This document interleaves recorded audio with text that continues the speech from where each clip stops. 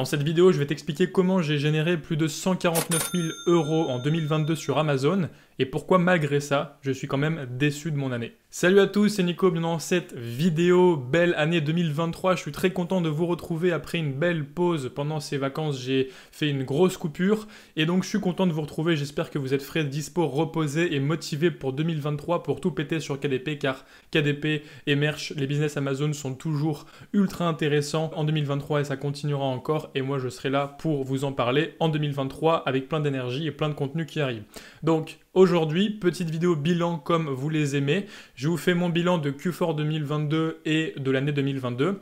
Et le but c'est de faire un exercice de transparence, de vous montrer ce qui va et ce qui va pas. Et vous allez voir, il y a eu pas mal de choses qui ne sont pas allées dans cette année 2022 pour mon business. En tout cas, j'ai quand même eu des bons résultats, mais je ne suis pas aussi content que j'aurais voulu.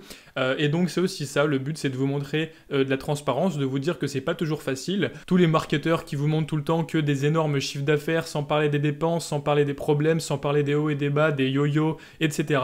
C'est un peu du gros mytho et ça m'énerve, donc j'aimerais bien dans cette vidéo, vous montrer un peu l'envers du décor. Donc je vais vous parler, on va revenir sur mes résultats de 2021.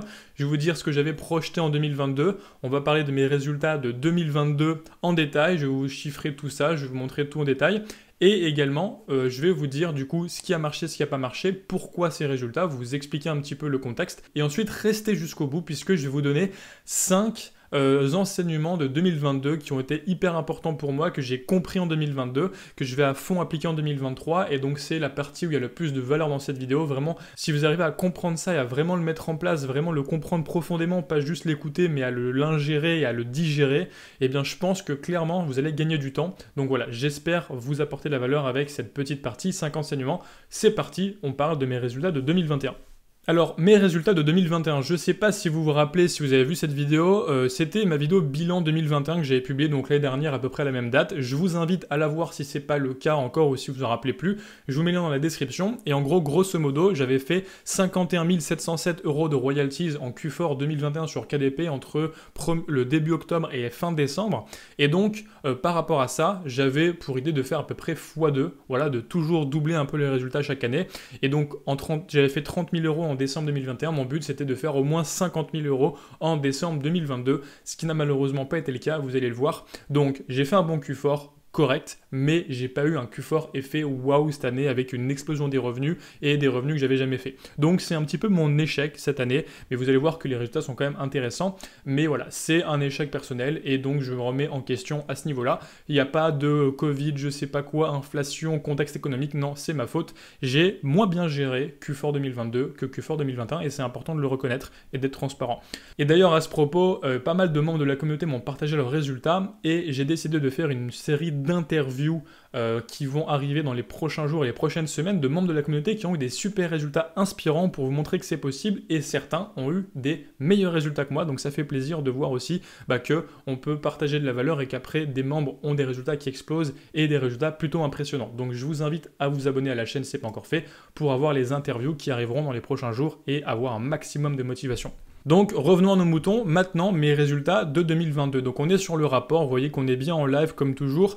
Et donc là j'ai mis sur les 30 derniers jours, donc je vais même mettre les 90 derniers jours par exemple ici. Et donc vous voyez mes résultats de Q4. Donc j'ai un Q4 en fait qui a été plutôt bon, mais qui a été un peu plat, c'est-à-dire qu'il n'y a pas eu un énorme pic comme l'année dernière. Pourquoi ? Parce que, vous allez voir, c'est une question de best-seller. J'ai un de mes best-sellers qui a moins bien marché, et donc globalement, ça a été plus plat que l'année dernière. Donc on a quand même des journées à 594 ventes, 475 ventes en décembre, 453 ventes. Bon, c'est quand même des résultats qui sont intéressants, hein. C'est voilà, des journées à quasiment 2000 € de royalties, vous allez le voir. Mais en tout cas, il n'y a pas eu d'effet gros pic, et vous voyez que la courbe, elle monte, mais elle est plutôt plate. Et donc, voilà.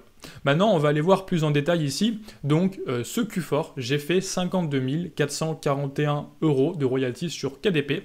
Et donc, vous voyez qu'en comparant, eh bien, j'ai fait un Q4 à peu près le même que l'année dernière.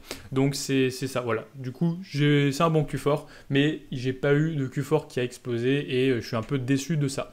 Donc, on peut regarder également le graphique à barre et on peut comparer les livres. Donc là, on va se mettre sur les 10 meilleurs livres. Le but, c'est de voir les petits traits de couleur pour voir un peu comment se répartit le revenu sur Amazon KDP en termes de best-seller, combien de livres génèrent 52 000 euros, etc. Donc là, comme il y a les 10 meilleurs livres ont généré 37 000 euros, donc toujours le principe de Pareto, mes 10 meilleurs livres ont généré 37 000 euros sur les 52 000, donc quasiment 3/4 du revenu par 10 livres. Et vous voyez ici en bas que, eh bien, il y a un best-seller en bleu qui génère les principaux revenus, après un deuxième best-seller en jaune, etc., etc. Donc ce qui s'est passé cette année, c'est la chose suivante, c'est que un best-seller a moins marché, et j'ai créé d'autres livres qui ont plutôt bien marché, qui ont été des petits best-sellers, mais des moins bons best-sellers. C'est-à-dire que j'ai mis plusieurs livres dans le top 1000, mais l'année dernière, j'avais mis plusieurs livres dans le top 200. Donc ça change complètement les revenus. Et en fait, en termes de royalties, ça change tout. Et donc c'est pour ça que vous voyez ici un Q4 qui est bon, avec plein de petits traits de couleurs qui sont plusieurs livres que j'ai réussi à mettre dans le top 1000, mais avec un seul livre qui était très bon, et qui était le livre en bleu, qui était et l'année dernière, qui avait généré beaucoup plus de revenus que ça. Donc voilà à peu près mes résultats sur le Q4. Et maintenant, du coup, je vous ai préparé des slides pour vous parler un petit peu des dépenses publicitaires, parce que c'est assez important. Il y a le chiffre d'affaires, mais surtout, il y a le profit qui est important, et c'est ce qu'on va voir maintenant. Donc, en gros, Q4 2021, voici mes résultats. J'avais fait 7 159 euros de royalties en octobre, pour 2 000 euros de dépenses et environ 5 000 euros de profit. On va arrondir pour aller plus vite. En novembre, environ 15 000, environ 7 000 euros de dépenses, donc environ 9 000 euros de profit. Et en décembre, j'avais fait à peu près 30 000, donc 29 274, 10 000 euros de pub et 19 000 euros de profit. Donc toujours pareil, un tiers de mon chiffre d'affaires, c'est de la publicité. Donc il y a quand même pas mal de publicité. Et c'est ça mon point faible aussi, c'est je suis trop bourrant en pub et il faut améliorer ça l'année prochaine. Donc en gros, j'avais fait 52 000 euros de revenus sur le Q4, pour 18 976 euros de dépenses, pour environ 33 000 euros de profit. Et donc, cette année, qu'est-ce qui s'est passé?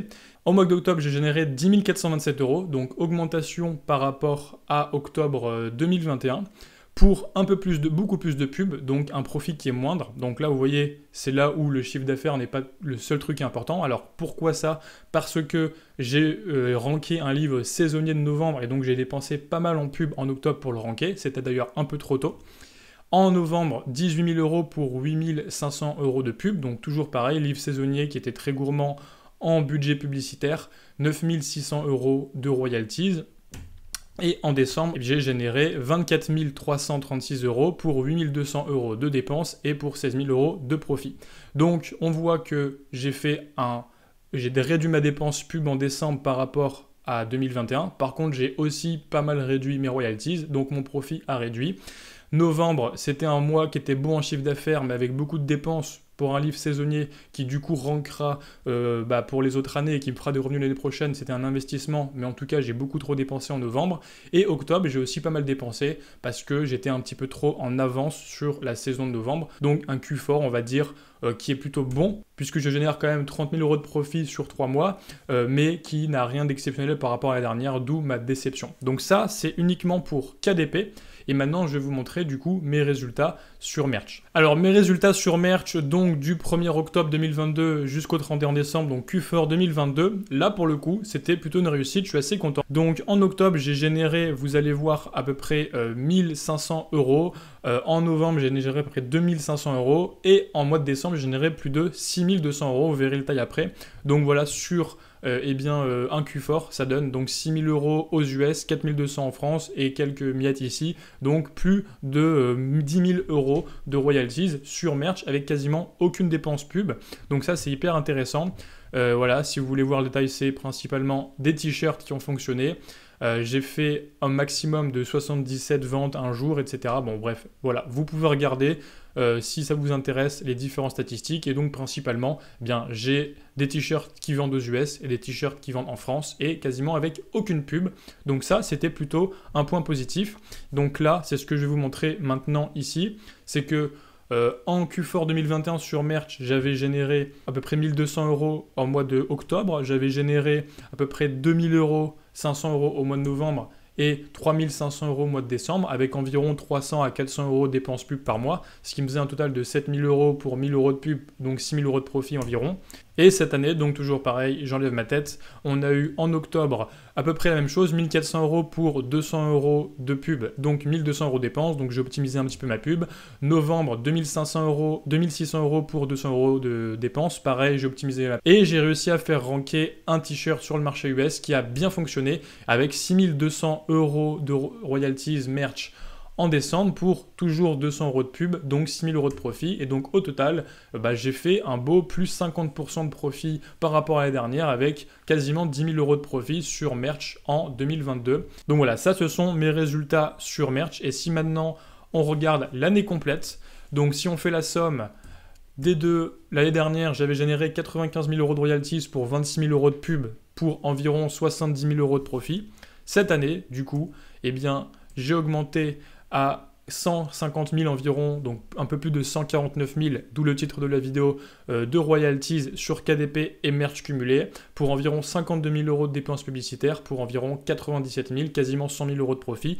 Donc, une augmentation, mais un petit peu déçu pour mon Q4 sur Amazon KDP. Après, si on divise 97 000 € par 12, ça fait quand même un profit moyen de plus de 8 000 € chaque mois sur Amazon. Donc, c'est quand même des résultats qui sont honorables. Donc voilà, sachant que j'ai également la chaîne YouTube et mon business de formation qui me génère de revenus et qui surtout aussi me demande beaucoup de temps. Donc globalement, chez Listen2, c'est une bonne année en belle évolution par rapport à la dernière, mais j'ai quand même une petite déception pour mon Q4 sur KDP, il faut le reconnaître, et donc il faut se remettre en question. L'année prochaine, je ferai mieux. En 2021, c'était l'inverse. J'avais eu une mauvaise année sur les formations et sur merch et une bonne année sur KDP. Cette année, j'ai eu un petit peu l'inverse. Donc, on essaye d'équilibrer. Quand on a plusieurs business, c'est comme ça. On essaie de faire monter l'ensemble globalement. Et ensuite, il faut toujours équilibrer et jongler entre les différents projets, les différents objectifs et les différents business. Allez, maintenant, la dernière partie de cette vidéo, j'aimerais vous donner 5 enseignements que je tire de cette année 2022, de ses réussites et de ses échecs, des choses que j'ai vraiment compris par la pratique, et j'aimerais vous les partager pour que vous ne fassiez pas les mêmes erreurs et que vous gagniez du temps tout simplement. Donc la première chose que j'ai compris, le premier enseignement, c'est que la marge, c'est tellement important. En fait, si vous regardez un petit peu plus en détail les résultats que je vous ai montrés dans cette vidéo, vous voyez qu'en 2021, j'avais des best-sellers qui généraient pas mal de marge. Donc j'ai eu notamment un best-seller qui me générait plus de 4,50 € de royalties par vente et qui était best-seller. Et donc, ça m'a fait des gros royalties et des gros profits. On voit que cette année, j'ai généré à peu près autant de royalties pendant ce Q4, mais moins de profits. Pourquoi? Pas parce que ma pub a été peu performante ou que mes acos ont été pourris, que j'ai mal géré, tout simplement parce que mon best-seller l'année dernière a moins ranké et d'autres best-sellers sont venus prendre le relais, mais c'était des best-sellers qui avaient des plus petites royalties, plutôt vers les 2,50 €. Et donc globalement, j'ai fait moins de marge pour quasiment plus de ventes, mais au final moins de profit. Donc ça, c'est vraiment important. Faites des livres avec de la marge. Arrêtez de vous battre sur les prix à 6,99 € en couleur, etc. Faites des choses avec plus de qualité, plus de contenu, que vous prenez plus de temps à faire, mais qui aussi vous permettent de justifier un prix plus gros, une marge plus grosse, et donc vous serez aussi bon, des pubs aussi performantes, et pourtant vous ferez des meilleurs profits que votre voisin. Donc c'est exactement ça. Cette année, ça n'a pas été du tout un problème de compétence de ma part, c'est un problème de marge. J'ai été bon sur des livres à faible marge. Si j'avais été aussi bon sur des livres avec une marge double, eh bien j'aurais fait quasiment x2. Parmi les interviews que je ferai dans les prochains jours, des résultats assez impressionnants, et notamment ceux de quelqu'un que j'ai en tête, qui a des grosses marges dans son business, plus grosses que les miennes, et qui explique aussi notamment des meilleurs résultats. Donc la marge, retenez-le, faites des produits avec la marge, ne tirez pas les produits vers le bas, ne soyez pas un price taker mais un price maker, faites des produits qualitatifs qui sortent du lot, qui sont plus chers, faites de la marge, de la qualité, et ne vous battez pas dans la jungle des bas prix, ça ne sert à rien, c'est peine perdue, vous perdrez toujours au final sur le long terme. Le deuxième enseignement que je tire de cette année, c'est de toujours prévoir une marge de manœuvre dans son planning. Je vais vous raconter quelques anecdotes. Ce Q4, donc vous avez mis le résultat. Et en fait, ce qu'il faut savoir, c'est que j'ai publié moins de la moitié de ce que je devais publier pour Q4. Et tous ces livres qui étaient prêts, ils sont encore en brouillon dans ma bibliothèque et je vais les publier cette année. Donc ce qui est génial, c'est que normalement je vais avoir une belle année, un beau début d'année 2023, puisque j'avais prévu pas mal de livres que je n'ai pas pu publier en pendant le Q4 et que je vais publier du coup maintenant. Pourquoi? Tout simplement parce que j'ai eu des problèmes de dernière minute avec le SAV KDP. Notamment, j'avais déjà raconté un petit peu, j'ai eu pas mal de refus de livres à cause du contenu restreint. Donc vous savez, quand on publie un livre, on peut soit le classifier en contenu restreint ou contenu non restreint.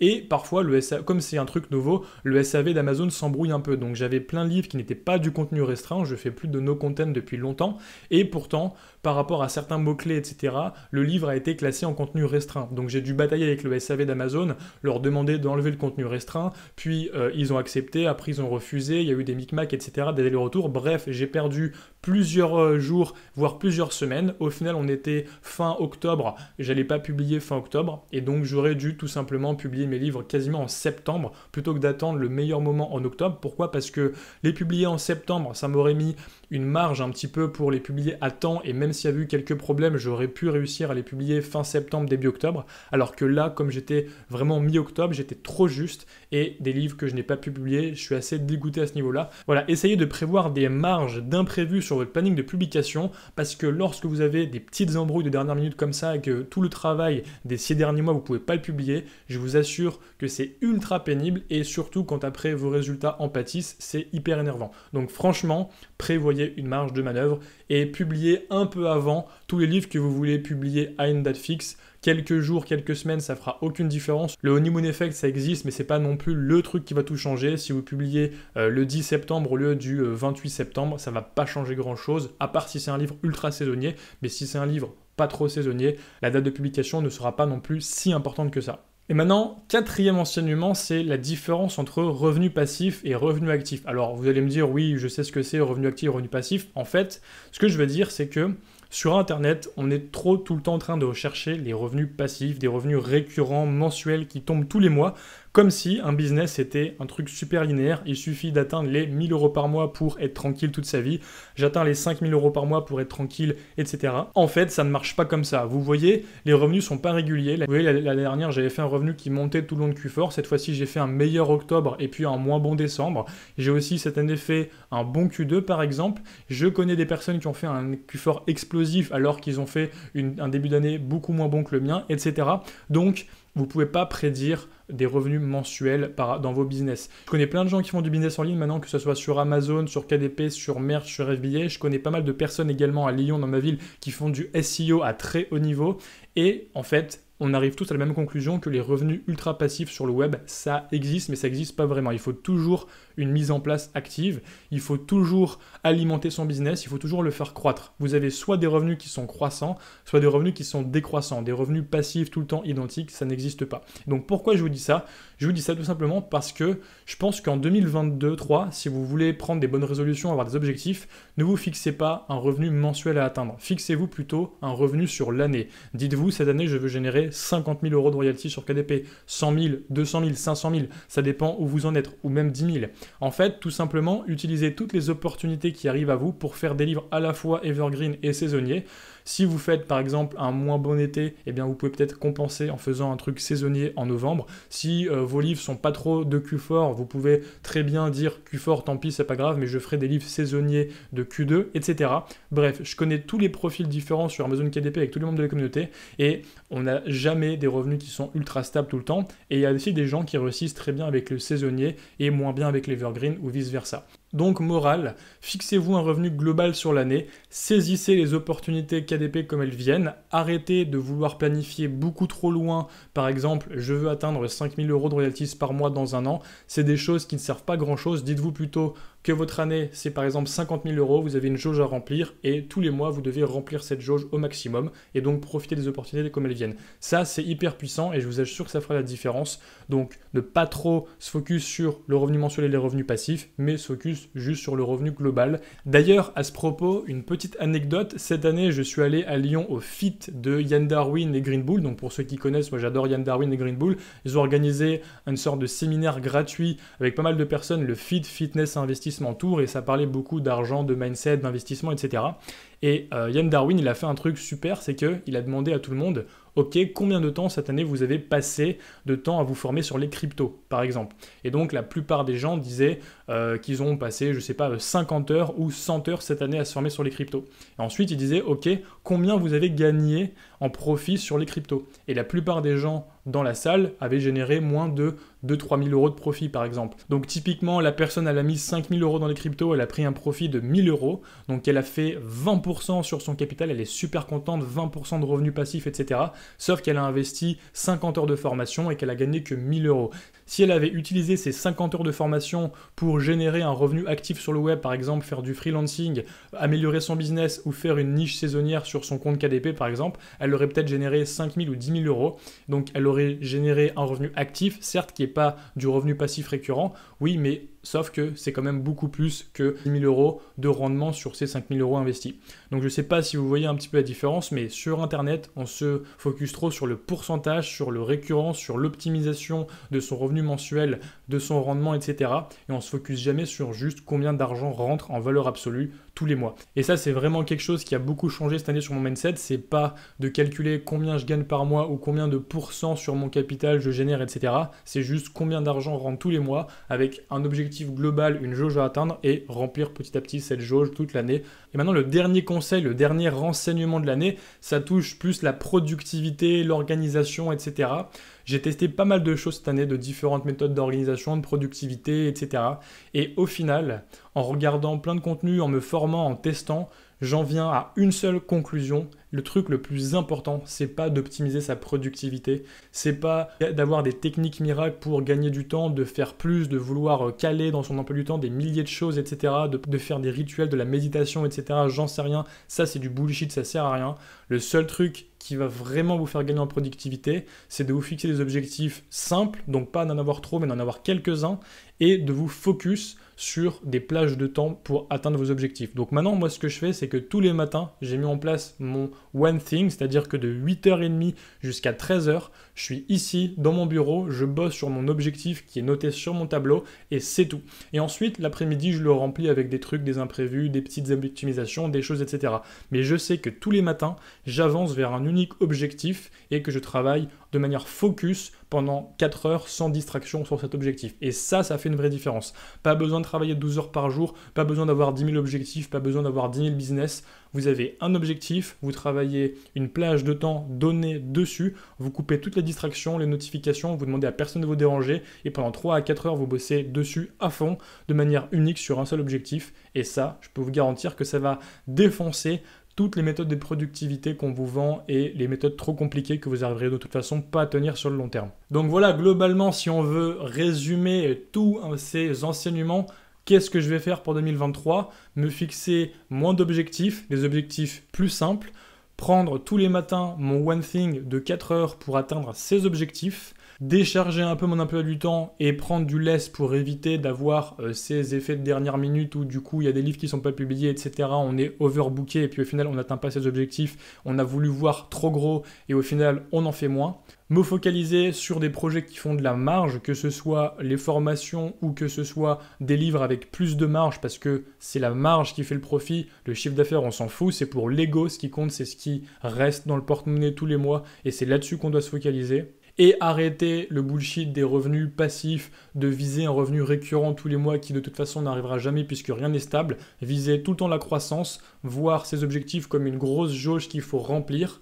On vise un certain montant, on remplit avec des gros cailloux les gros projets sur lesquels on avance et ensuite on remplit tout l'espace vide avec du sable et puis petit à petit générer ce revenu soit avec des revenus passifs qui viennent alimenter, soit avec des revenus actifs, des trucs saisonniers, des opérations spéciales, etc. etc. Donc c'est ça mes résolutions pour cette année 2023. Voilà, j'espère que cette vidéo vous aura plu, qu'elle vous aura motivé, vous montrer les résultats qu'on peut atteindre, mais également vous montrer un petit peu l'envers du décor, les coulisses d'une année réussie, mais pas à 100%, pour être transparent et pour vous montrer que le quotidien d'un entrepreneur, c'est aussi d'avoir des réussites et des échecs, de se remettre en question. Le business en ligne, c'est pas facile, mais ça vaut le coup, et c'est aussi super cool et super passionnant. J'espère vous avoir communiqué cette énergie. Si c'est le cas, mettez-moi un like, mettez-moi un commentaire et dites-moi combien vous avez généré de revenus cette année et pendant ce fort. Et je vous donne rendez-vous très bientôt pour une série d'interviews des membres de la communauté qui ont des résultats tous hyper inspirants, qui viennent de tous les horizons, des hommes et des femmes. Ça va être absolument incroyable. Je suis hyper content de vous partager ces interviews. Et d'ailleurs, si vous avez des résultats et que vous voulez les partager, que vous voulez venir sur la chaîne YouTube témoigner, vous êtes les bienvenus. Envoyez-moi un email ou écrivez-moi dans les commentaires. On prend contact et je vous inviterai sur la chaîne pour témoigner avec grand plaisir. Bonne année 2023, belle vente sur Amazon KDP, défoncez tout. Ciao!